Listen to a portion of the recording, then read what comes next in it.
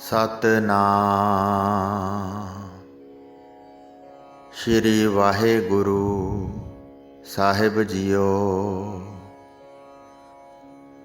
ਚੁੱਪੈ ਚੁੱਪ ਨ ਹੋਵਈ, ਜੇ ਲਾਏ ਰਹਾ ਲਿਵਤਾਰ। ਪਰਮ ਸਨਮਾਨਿਓ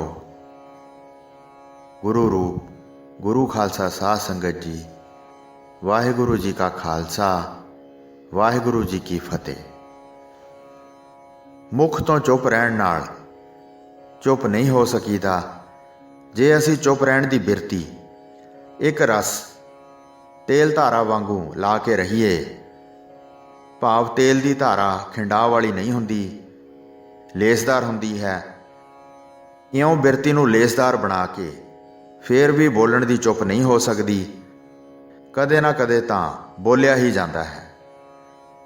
ਜੇ ਕੋਈ ਬੋਲਣ 'ਤੇ ਬਹੁਤ ਹੀ ਹੱਠ ਰੱਖ ਕੇ ਨਾ ਬੋਲੇ ਤਾਂ ਅਜਿਹੇ ਮੌਨਧਾਰੀ ਰਾਤਾਂ ਨੂੰ ਆਏ ਸੁਪਨੇ ਵਿੱਚ ਬਰੜਾਉਂਦੇ ਦੇਖੇ ਗਏ ਹਨ।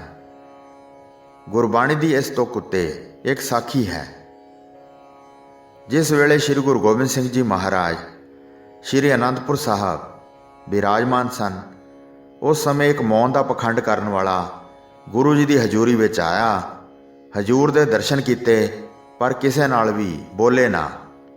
ਇਹਦੀ ਚੁੱਪ ਉੱਤੇ ਸਿੱਖ ਪ੍ਰਭਾਵਿਤ ਹੋ ਕੇ ਇਸ ਦੀ ਉਪਮਾ ਕਰਨ ਲੱਗੇ ਕਿ ਹੇ ਸਤਿਗੁਰੂ ਜੀ, ਇਹ ਮਹਾਂਪੁਰਸ਼ ਬਹੁਤ ਵੱਡਾ ਮੌਨਧਾਰੀ ਤੇ ਸੰਤੋਖੀ ਹੈ। ਨਾ ਇਸ਼ਾਰੇ ਨਾਲ, ਨਾ ਲਿਖ ਕੇ, ਨਾ ਬੋਲ ਕੇ ਕੋਈ ਕਿਰਿਆ ਕਰਦਾ ਹੈ। ਤਾਂ ਸਤਿਗੁਰੂ ਜੀ ਕਹਿਣ ਲੱਗੇ ਕਿ ਇਹ ਪਾਖੰਡ ਹੈ, ਇਹੋ ਜਿਹਿਆਂ ਉੱਤੇ ਭਰੋਸਾ ਨਹੀਂ ਕਰੀਦਾ, ਜਲਦੀ ਹੀ ਇਸ ਦਾ ਪਾਜ ਉਗੜ ਜਾਏਗਾ। ਦੂਜੇ ਦਿਨ ਜਦੋਂ ਮਹਾਰਾਜ ਜੀ ਦੇ ਸਨਮੁਖ ਇਹ ਮਹਾਤਮਾ ਆਇਆ ਤਾਂ ਗੁਰੂ ਜੀ ਨੇ ਇਸ ਨੂੰ ਆਪਣੇ ਨੇੜੇ ਬਿਠਾਇਆ, ਇਸ ਦੀ ਉਪਮਾ ਕੀਤੀ। ਇਹ ਮਹਾਂਪੁਰਸ਼ ਵਡਿਆਈ ਵਿੱਚ ਫੁੱਲਿਆ ਨਾ ਸਮਾਏ। ਤਾਂ ਗੁਰੂ ਜੀ ਨੇ ਆਪਣੇ ਇੱਕ ਸਿੱਖ ਨੂੰ ਪਾਸ ਬੁਲਾਇਆ ਤੇ ਕਹਿਣ ਲੱਗੇ, ਸਿੱਖਾ, ਤੈਨੂੰ ਇੱਕ ਸੇਵਾ ਬਖਸ਼ਦੇ ਹਾਂ। ਇਹ ਸੰਤੋਖੀ ਤੇ ਮੋਨੀ ਮਹਾਂਪੁਰਸ਼ ਹੈ, ਇਸ ਨੂੰ ਸਵਾਦਿਸ਼ਟ ਪਦਾਰਥ ਤਿਆਰ ਕਰਕੇ ਲੰਗਰ ਛਕਾਉਣਾ ਕਰੋ। ਤਾਂ ਸਿੱਖ ਨੇ ਹੱਥ ਜੋੜ ਕੇ ਕਿਹਾ ਕਿ ਮਹਾਰਾਜ ਜੀ, ਜੋ ਆਪ ਜੀ ਦਾ ਬਚਨ ਹੈ, ਦਾਸ ਉਹ ਹੀ ਕਰੇਗਾ। ਸਤਿਗੁਰੂ ਜੀ ਨੇ ਕਿਹਾ ਕਿ ਸਿੱਖਾ, ਇੱਕ ਹੋਰ ਬਾਤ ਦਾ ਵੀ ਧਿਆਨ ਰੱਖੀ ਕਿ ਭੋਜਨ ਛਕਾਉਣ ਤੋਂ ਬਾਅਦ ਕੁਝ ਭੇਟਾ ਵੀ ਅੱਗੇ ਰੱਖ ਕੇ ਸਤਿਕਾਰ ਕਰਨਾ, ਕਿਉਂਕਿ ਜਦੋਂ ਗ੍ਰਸਤੀ ਸਤਿਕਾਰ ਨਾਲ ਕਿਸੇ ਸਾਧੂ ਜਾਂ ਸਿੱਖ ਨੂੰ ਭੋਜਨ ਛਕਾਵੇ ਤਾਂ ਯਥਾ ਸ਼ਕਤ ਮਾਇਆ ਬਸਤਰ ਭੇਟਾ ਅਰਪਣ ਕਰਨੀ ਚਾਹੀਦੀ ਹੈ। ਮਾਇਆ ਲੈਣ ਵਾਲੇ ਨੂੰ ਤ੍ਰਿਸ਼ਨਾ ਨਹੀਂ ਚਾਹੀਦੀ ਅਤੇ ਦੇਣ ਵਾਲੇ ਨੂੰ ਰੱਬ ਦੇ ਨਾਂ 'ਤੇ ਦੇਣ ਵਿੱਚ ਸੰਕੋਚ ਨਹੀਂ ਕਰਨਾ ਚਾਹੀਦਾ। ਇਸ ਵਿੱਚ ਗ੍ਰਸਤੀ ਦਾ ਭਲਾ ਹੁੰਦਾ ਹੈ। ਮਹਾਰਾਜ ਜੀ ਨੇ ਕਿਹਾ ਕਿ ਸਿੱਖਾ, ਘੱਟੋ ਘੱਟ 25 ਰੁਪਈਏ ਅੱਗੇ ਰੱਖ ਕੇ ਮੱਥਾ ਟੇਕੀ। ਤਾਂ ਮੋਨੀ ਜੀ ਬਹੁਤ ਪ੍ਰਸੰਨ ਹੋਏ, ਕਿਉਂਕਿ ਉਸ ਵੇਲੇ ਰੁਪਈਏ ਦੀ ਕੀਮਤ ਬਹੁਤ ਜ਼ਿਆਦਾ ਸੀ। ਸਤਿਗੁਰੂ ਜੀ ਨੇ ਦੀਵਾਨ ਸਮਾਪਤ ਹੋਏ ਪਿੱਛੋਂ ਉਸ ਸਿੱਖ ਨੂੰ ਕੋਲ ਬੁਲਾਇਆ ਅਤੇ ਪੜਦੇ ਨਾਲ ਕਿਹਾ ਕਿ ਸਰਦਾ ਬਣਦਾ ਭੋਜਨ ਛਕਾਈ, ਕੋਈ ਭੇਟਾ ਵੀ ਰੱਖਣ ਦੀ ਲੋੜ ਨਹੀਂ, ਕਿਉਂਕਿ ਇਹੋ ਜਿਹੇ ਪਖੰਡੀਆਂ ਨੂੰ ਪੈਸਾ ਬਸਤਰ ਦੇਣ ਦਾ ਕੋਈ ਲਾਭ ਨਹੀਂ ਹੁੰਦਾ। ਦੂਸਰੇ ਦਿਨ ਸਿੱਖ ਮੋਨੀ ਮਹਾਤਮਾ ਨੂੰ ਲੈ ਕੇ ਆਪਣੇ ਘਰ ਚਲਾ ਗਿਆ।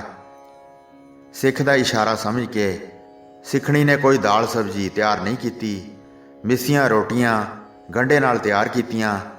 ਜਦੋਂ ਸਿੱਖ ਨੇ ਮੋਨੀ ਜੀ ਨੂੰ ਬਿਠਾ ਕੇ ਹੱਥ ਧੁਆ ਦਿੱਤੇ ਤਾਂ ਮਿੱਸੀਆਂ ਰੋਟੀਆਂ ਦੇਖ ਕੇ ਮੋਨੀ ਗੁੱਸੇ ਵਿੱਚ ਆ ਕੇ ਸੱਪ ਦੀ ਜ਼ਹਿਰ ਵਾਂਗੂ ਵਲ ਖਾਣ ਲੱਗਾ। ਬੁਰਕੀ ਮੂੰਹ ਵਿੱਚ ਪਾਏ ਪਰ ਅੱਗੇ ਨਾ ਲੰਘੇ। ਪਾਣੀ ਦੀ ਘੁੱਟ ਨਾਲ ਔਖਾ ਸੌਖਾ ਹੋ ਕੇ ਬੁਰਕੀਆਂ ਲੰਘਾਉਂਦਾ ਰਿਹਾ। ਸਿੱਖ ਮੋਨੀ ਵਾਸਤੇ ਅਚਾਰ ਲੈਣ ਗਿਆ ਹੋਇਆ ਸੀ ਤਾਂ ਮੋਨੀ ਨੇ ਖਿੱਚ ਕੇ ਸਾਰੀਆਂ ਰੋਟੀਆਂ ਕੁੱਤੇ ਦੇ ਅੱਗੇ ਸੁੱਟ ਦਿੱਤੀਆਂ ਤੇ ਪਿੱਛੇ ਮੁੜ ਕੇ ਨਹੀਂ ਦੇਖਿਆ। ਗੁੱਸੇ ਵਿੱਚ ਸਿੱਖ ਦਾ ਉਲਾਂਭਾ ਦੇਣ ਲਈ ਗੁਰੂ ਸਾਹਿਬ ਜੀ ਦੀ ਹਜ਼ੂਰੀ ਵਿੱਚ ਪਹੁੰਚਿਆ, ਪਰ ਮੌਨਧਾਰੀ ਹੋਣ ਕਰਕੇ ਬੋਲ ਨਹੀਂ ਸਕਦਾ ਸੀ। ਪਾਖੰਡ ਦਾ ਖੰਡਨ ਕਰਨ ਵਾਲੇ ਗਰੀਬ ਨਿਵਾਸ ਸਤਿਗੁਰੂ ਜੀ ਸਿੰਘਾਸਨ 'ਤੇ ਬਿਰਾਜਮਾਨ ਸਨ। ਭਰੇ ਦੀਵਾਨ ਵਿੱਚ ਉਸ ਮੋਨੀ ਪਖੰਡੀ ਨੂੰ आदर दे के अपने पास बिठाया। इतनी देर विच ਉਹ ਸ਼ਰਧਾਲੂ ਸਿੱਖ ਵੀ ਪਿੱਛੇ ਪਿੱਛੇ ਪਹੁੰਚ ਗਿਆ ਤੇ ਸਤਿਗੁਰੂ ਜੀ ਨੂੰ ਹੱਥ ਜੋੜ ਕੇ ਨਮਸਕਾਰ ਕੀਤੀ ਤਾਂ ਹਜ਼ੂਰ ਨੇ ਕਿਹਾ, ਸਿੱਖਾ, ਤੂੰ ਸੰਤਾਂ ਦੀ ਚੰਗੀ ਤਰ੍ਹਾਂ ਸੇਵਾ ਕੀਤੀ ਹੈ। ਤਾਂ ਸਿੱਖ ਨੇ ਸਤਿਗੁਰਾਂ ਦਾ ਭਾਵ ਸਮਝ ਕੇ ਬੜੀ ਦ੍ਰਿੜਤਾ ਨਾਲ ਕਿਹਾ, ਮਹਾਰਾਜ ਜੀ, ਆਪ ਜੀ ਦਾ ਹੁਕਮ ਪੂਰੀ ਤਰ੍ਹਾਂ ਮੰਨ ਕੇ ਮੈਂ ਸੰਤਾਂ ਦੀ ਬਹੁਤ ਸੇਵਾ ਕੀਤੀ ਹੈ। ਬਸ ਮੋਨੀ ਜੀ ਤਾਂ ਅੱਗੇ ਹੀ ਵਿਚਾਰਾਂ ਦੇ ਤੂਫਾਨ ਵਿੱਚ ਉਲਝੇ ਹੋਏ ਸਨ। ਉਸੇ ਵੇਲੇ ਕ੍ਰੋਧ ਵਿੱਚ ਆ ਕੇ ਬੋਲ ਪਏ, ਮਹਾਰਾਜ ਜੀ, ਇਹ ਸਿੱਖ ਝੂਠ ਬੋਲਦਾ ਹੈ। ਤੁਹਾਡੇ ਹੁਕਮ ਦੀ ਇਸਨੇ ਜਰਾ ਜਿੰਨੀ ਵੀ ਪਰਵਾਹ ਨਹੀਂ ਕੀਤੀ। ਕੋਈ ਪਦਾਰਥ ਤਿਆਰ ਨਹੀਂ ਕੀਤਾ। ਖੀਰ ਕੜਾਹ ਪੂਰੀ ਤਾਂ ਕੀ ਛਕਾਉਣੀ ਸੀ। ਮਿੱਸੀਆਂ ਰੋਟੀਆਂ ਅੰਨ ਚੋਪੜੀਆਂ ਮੱਥੇ ਮਾਰੀਆਂ ਸਨ। ਪਹਿਲੀ ਬੁਰਕੀ ਮੁਸ਼ਕਲ ਨਾਲ ਮਸਾਂ ਕੋ ਅੰਦਰ ਲੰਘਾਈ ਮੇਰੇ ਸੰਗ ਵਿੱਚ ਫਸ ਜਾਣੀ ਸੀ।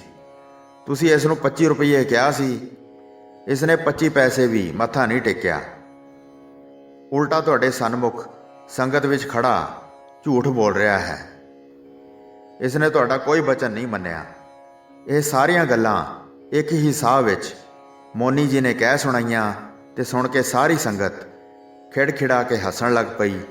ਤਾਂ ਮਹਾਰਾਜ ਜੀ ਨੇ ਕਿਹਾ, ਮੋਨੀ ਜੀ, ਅਸੀਂ ਹੀ ਸਿੱਖ ਨੂੰ ਕਹਿ ਕੇ ਤੁਹਾਡੇ ਮੌਨ ਤੇ ਸੰਤੋਖ ਦੀ ਪ੍ਰੀਖਿਆ ਲਈ ਹੈ, ਜਿਸ ਵਿੱਚ ਤੁਸੀਂ ਪੂਰੀ ਤਰ੍ਹਾਂ ਫੇਲ ਹੋ ਗਏ ਹੋ।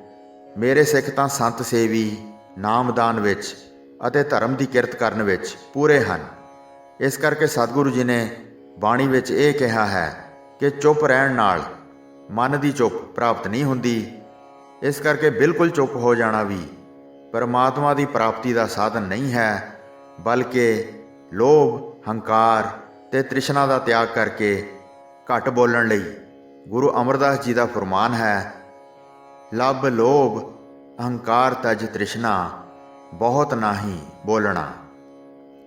ਸੋ ਐਸੇ ਪਾਖੰਡ ਰੂਪ ਮੌਨ ਦਾ ਕੋਈ ਲਾਭ ਨਹੀਂ ਹੈ। ਹੋਈਆਂ ਭੁੱਲਾਂ ਚੁੱਕਾਂ ਦੀ ਖਿਮਾ ਬਖਸ਼ਣੀ ਜੀ। ਦਾਸ ਨੂੰ ਆਗਿਆ ਦਿਓ। ਵਾਹਿਗੁਰੂ ਜੀ ਕਾ ਖਾਲਸਾ, ਵਾਹਿਗੁਰੂ ਜੀ ਕੀ ਫਤਿਹ।